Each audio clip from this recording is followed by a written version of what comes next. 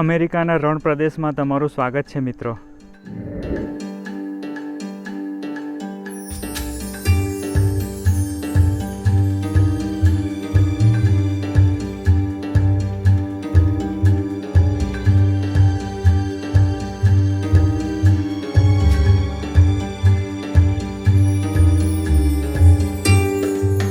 એક નવા વિડીયોમાં તમારું સ્વાગત કરું છું મિત્રો. અત્યારે અમે લોકો જઈ રહ્યા છીએ Colorado Springs, the great sand dunes national park. અને આઈ એમ વેરી એક્સાઇટેડ કારણ કે આ જે great sand dune national park છે તે રણ પ્રદેશ છે અને હું મારી લાઈફમાં રણ પ્રદેશમાં ક્યારેય નથી ગયો. અહીંયા આગળ આવતા રસ્તામાં કેટલી કન્ટ્રી સાઇડ જોવા મળી, એટલી બ્યુટિફુલ. તમે આગળ જુઓ, આ કન્ટ્રી સાઇડ તમને લોકોને બતાવું છું. પણ અત્યારે વાગેલા છે 12:30 અને અમને લોકોને ભૂખ લાગી હતી એટલે અમે રસ્તામાં ઊભા રહ્યા છે. આઈ ડોન્ટ નો આ ટાઉન કેવું છે. પાછળ છે ટાકો બેલ, KFC ટાકો બેલ, અને ટાકો બેલમાંથી ટાકો અમે લોકોએ ખાઈ લીધો છે અને અમે જઈએ છીએ સીધા great sand dunes national park. મજાની વાત એ છે કે આ ટાકો બેલ છે એ એના ઓનર છે, એ ગુજરાતી છે અને એ પણ પટેલ છે. એટલે અંદર હું ટાકો બેલ લેતો હતો ત્યારે વાત કરી મેં ભાઈ જોડે. મને એટલી ખુશી થઈ કે આ અમેરિકામાં, અહીંયા કોલોરાડોમાં આ એકદમ સુમસાન જગ્યા પર બી આપણા પટેલો, આપણા ગુજરાતીઓ પહોંચી ગયા છે. આ એરિયા આખો સુમસાન એરિયા છે. અહીંયા આગળ આ ગેસ સ્ટેશન છે, આ બાજુ એક બેસ્ટ વેસ્ટર્ન હોટલ છે અને અહીંયા બીજો એક ગેસ સ્ટેશન છે.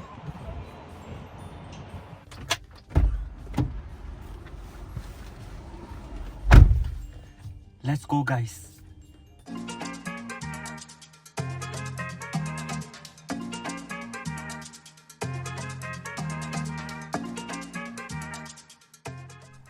મિત્રો, આપણે આ જર્નીની શરૂઆત કોલોરાડો સ્પ્રિંગ્સથી કરી હતી અને આપણે જ્યાં જઈ રહ્યા છીએ તે great sand dune national park, તે લગભગ 170 માઇલ 170 માઇલ્સ દૂર આવેલો છે. અને વચ્ચે તમે રસ્તામાં બ્રેક લેશો, ગેસ પુરાવશો તો ટોટલ તમને એપ્રોક્સિમેટલી 3 કલાક જેટલો સમય લાગશે અહીંયા પહોંચવા માટે.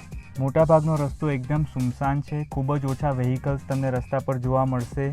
તે સાથે જ તમને ખૂબ જ ઓછા ઘરો, ખૂબ જ ઓછી દુકાનો, મોલ્સ, શોપિંગ મોલ્સ તમને આ રસ્તા પર જોવા મળશે.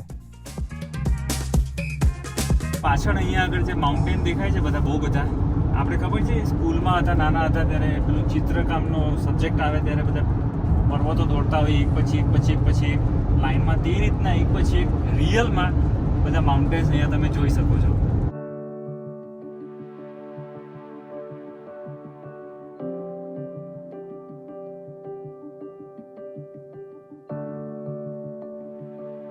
તો ફાઇનલી 3 કલાક જેટલું ડ્રાઈવ કરીને આપણે પહોંચી ગયા છે the great sand dunes national park. મારી પાછળ જે બિલ્ડિંગ તમને દેખાય છે તે છે વિઝિટર સેન્ટર.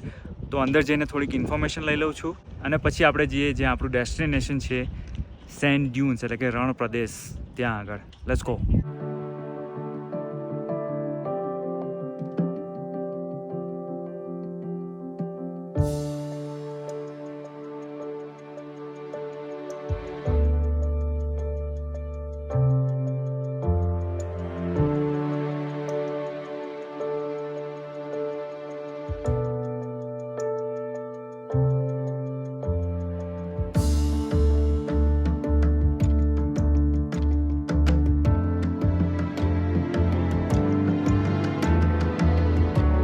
મિત્રો, ફાઇનલી તમે જોઈ શકો છો મારી પાછળ રેતીના ડુંગર, રણ પ્રદેશ. આપણે ત્યાં જવાના છીએ. ત્યાં નજીક જઈને તમને હું બતાવીશ. ઇન્ફોર્મેશન સેન્ટરની અંદર મેં તપાસ કરી તો આપણે સ્નોબોર્ડિંગ કરતા હોઈએ તેઓનું સેન્ડ બોર્ડિંગ કહે છે એ લોકો, તમારે રેન્ટલ લેવું પડે. અહીંયા નજીકમાં લગભગ 30 મિનિટ જેટલું ડ્રાઈવ કરીને લેવા જવાનું છે. અને બીજું એક રેન્ટલ 3 માઇલ દૂર છે, એટલે એટલી બધી વાર નહીં લાગે. અને હાઇકિંગ એ લોકોએ કીધું છે કે છેક ઉપર તમારે જવું હોય તો લગભગ 2 કલાક જેવા થાય છે હાઇક કરવા માટે. એ લોકો અત્યારે આ ટાઈમે, બપોરના ટાઈમે રેકમેન્ડ નથી કરતા. સવારે મોર્નિંગમાં વહેલા આવો તો લગભગ 2 અવર્સ સુધી ચાલીને ઉપર સુધી જઈ શકો છો. પણ આપણે ત્યાં જઈને એક્સપ્લોર કરીએ. બીજી એક અગત્યની વાત કહી દઉં, અહીંયા એન્ટર થાવ તો તે લોકો કારના પર કાર તે લોકો $25 ચાર્જ કરે છે.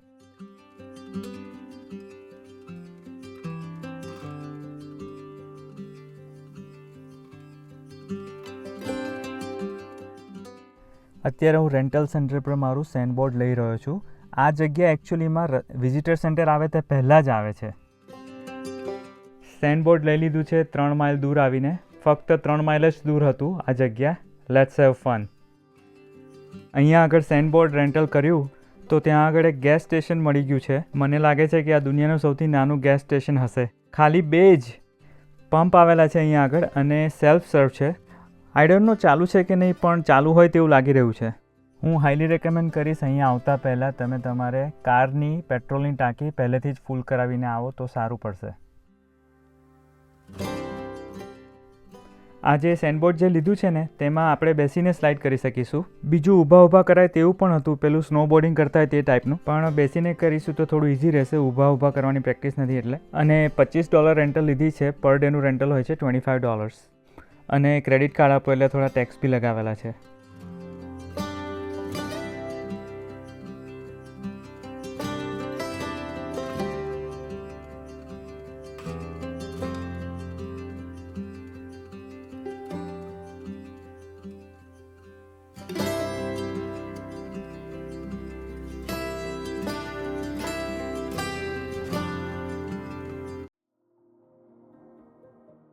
પાર્કિંગ એરિયામાંથી એન્ટર થશો એટલે આ રીતનું તમને સાઇન મળશે.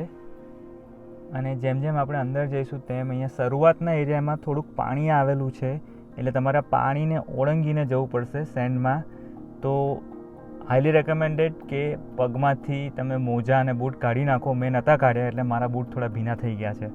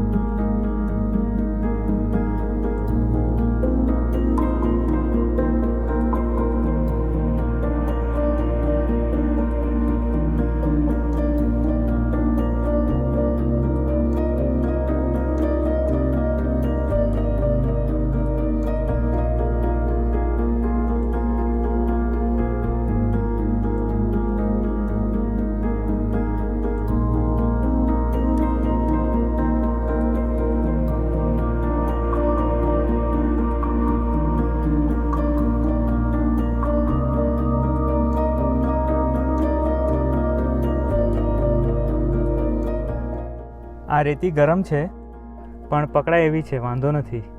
વિશ મી ગુડ લક ગાઈસ.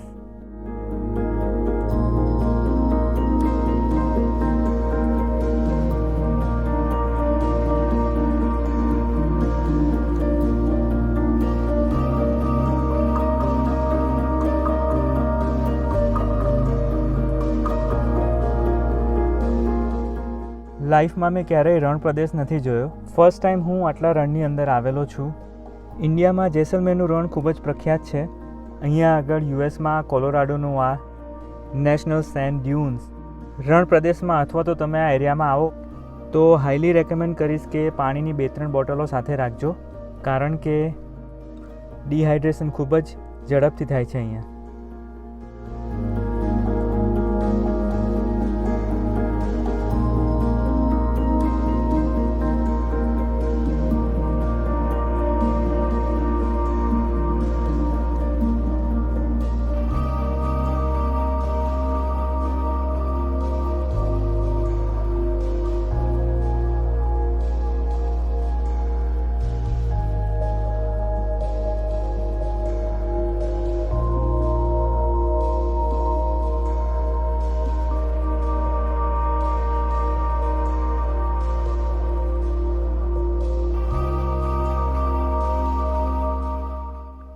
જો તમે કોઈ દિવસ રણ પ્રદેશમાં ના ગયા હો અને આ પ્રકારની રેતીમાં તમે કોઈ અનુભવ ના કર્યો હોય, મેં અહીંયા નજીકમાં હોઉં કોલોરાડોમાં, હું હાઈલી રેકમેન્ડ કરીશ કે તમે આ જગ્યાનો અનુભવ ચોક્કસથી કરજો. અત્યારે એટલું બધું વિન્ડી છે કે બધી રેતી ઉડીને ફેસ પર પણ જઈ રહી છે અને મોઢા પર જઈ રહી છે. ઘણા લોકો જે અહીંયા સ્લાઇડિંગ કરી રહ્યા છે એ ગબડી રહ્યા છે અને ગબડે એટલે મોઢા પર રેતી લાગી રહી છે એ લોકોના. આવી જગ્યાએ જો તમે આવો તો મેક શ્યોર કરજો કે તમે આંખમાં ચશ્મા આ રીતના તમે પહેરી રાખજો. અને ઘણા લોકો સ્કાર્ફ પણ પહેરીને ફરતા હોય છે જેથી કરીને રેતી મોઢામાં ના જાય.